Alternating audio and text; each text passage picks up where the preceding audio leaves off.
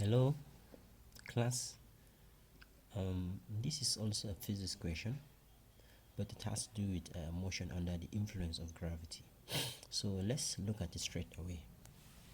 Let me read the question carefully.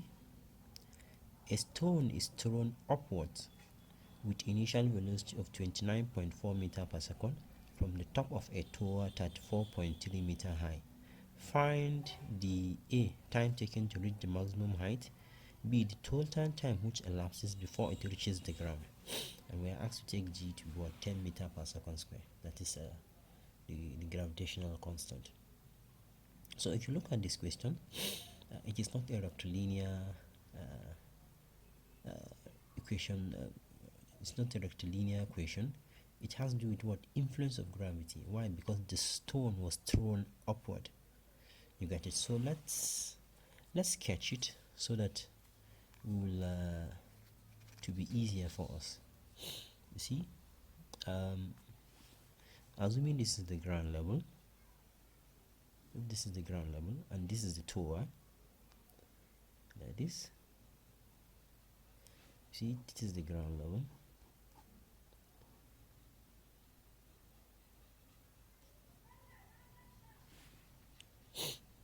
This is the ground level, and this is the tower. So they said a stone is thrown upward. It means upward with initial velocity of this from the top of the tower. You see, the stone was thrown upward from what? The top of the tower, like this. It goes up. You get it? With what? An initial velocity of what? That is the initial velocity in which the ball was thrown, the stone was thrown is what? 29.4 meter per second from the top of the tower. 34.3 meter. It means the height of the tower, as you can see, h is what? 34.3 meter. This is the height of the tower, like this. You get it? They said find the time taken to reach the maximum height. You see, and the total time which elapses before it reaches the ground. That is, you see, as the stone goes up, it comes like this.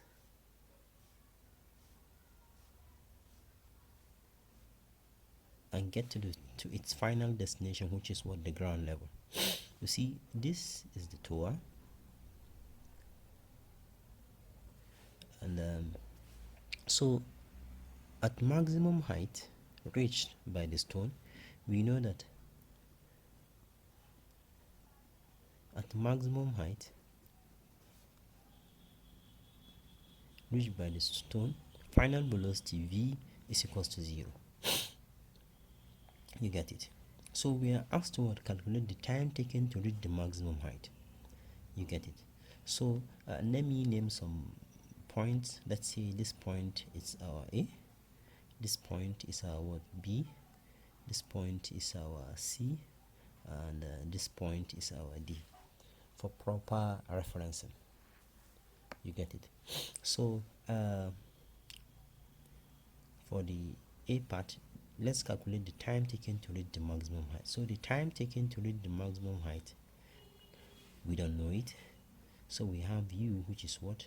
29.4 meter per second, and we have v, which is equals to 0 at maximum height. So using one of the equations of motion,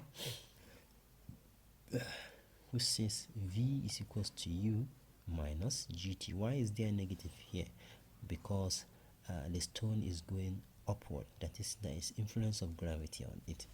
So here we have 0, here we have 29.4 minus d, which is equals to 10 from the question, times t. So definitely we have 10t is equals to 29.4.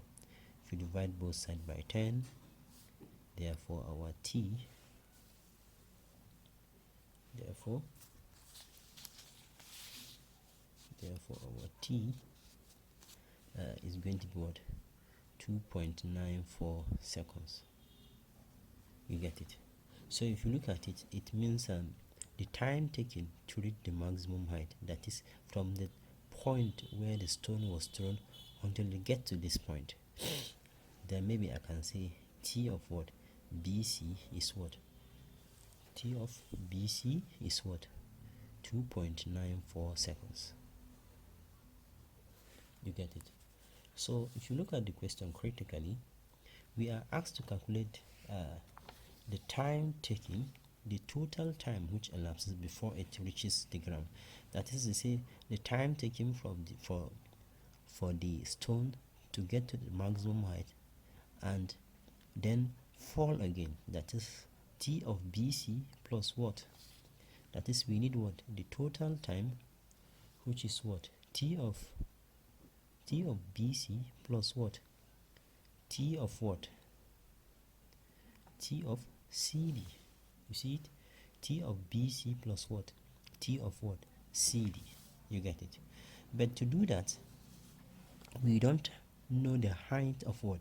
BC. We only know the height of the tower.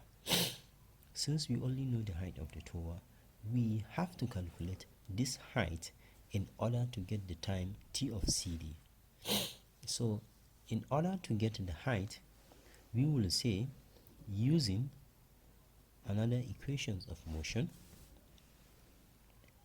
who says S is equals to what? UT minus a half GT square.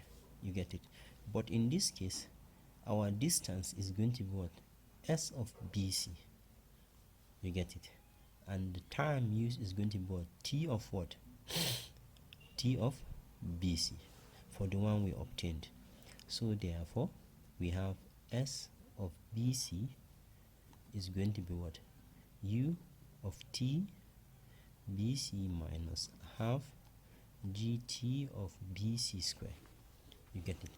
So my S of BC, which is the height from here to here, is equal to U is 29.4 times 2.94 seconds minus bracket 1 over 2 times 10 times 2.94 seconds. So if you do the maths very well, you will arrive at 43.218 meter. You get it? So this is the distance to what? BC. So this is the distance from here to here. You get it? So this is the distance from what? From here to here, which is what? 43.218 meter. You get it? S of what? BC. So now it's easier for us to calculate our height. In order to calculate our height, also our total is going to be S of T is what? S of what? AB plus S of what? BC. You get it? So our total is going to be S of AB. You see it? Our S of AB, which is 34.3, plus what? S of BC, which is this. So we are going to have 34.3 plus 43.218. So if you sum it all together, we are going to have what? 77.518 meter. So in that case, since we've obtained our height, so it will be easier to get the total time that elapses. So getting the total time from what? Getting the total time from CD, we are going to use what? Using V is equals to what? U minus GT, or S is equals to what? UT minus a half GT square. You get it? But in this case, our sign here is going to be plus. Why? Because it is falling down. You get it? You see, at this point it is falling down, and Once it gets to the maximum height, since we are trying to calculate the time taken, what CD, you get it, the time taken what CD. So what we are going to do here is we are going to say our S, which is the total height, is going to be what U at this point. U is going to be 0 times our T, which we don't know it, plus what 1/2 times 10 times our total times our T of what CD. So our S of T is going to be what just like we get, is going to be 77.518 is equal to 0 plus what 2 here 1 2 here 5. We have what 5, this is square, T square CD. So 77.518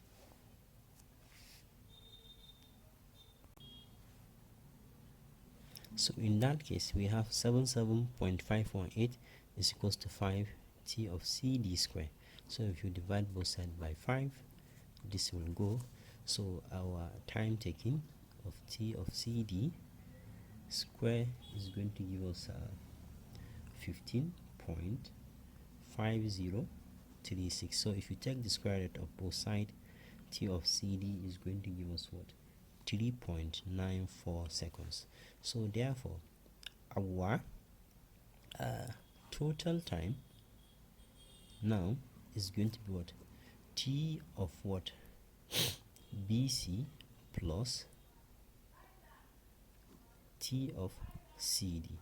So our total time now is going to be 2.94 plus 3.94. So total time which we elapses is going to be 6.88 seconds.